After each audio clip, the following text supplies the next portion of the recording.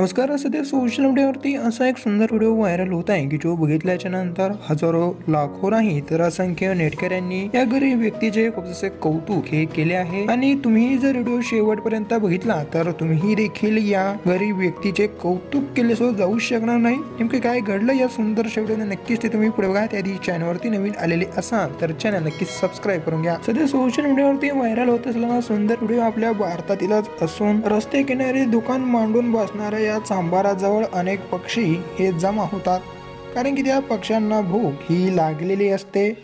आणि हा मोठा मनाचा चांभार ही देखील त्या पाखरांना खाण्यासाठी हे लगेच धान्य ठेवतो आणि भुकेने व्याकुळ असलेले पक्षी देखील लगेच धान्याकडे धाव घेतात आणि त्यातील आपला काही छोटा छोटा हिस्सा घेत तिथून ते उडून जातात। सध्या स्थितीमध्ये सर्वच बोललं जातं की माणसांमधली माणुसकी आता शिल्लक राहिलेली नाही, परंतु असे सुंदर व्हिडिओ जेव्हा सोशल मीडियावरती व्हायरल होतात तर तेव्हा कुठे मनाला आधार मिळतो आणि असं वाटतं की नाही, माणुसकी ही अजून जिवंतच आहे।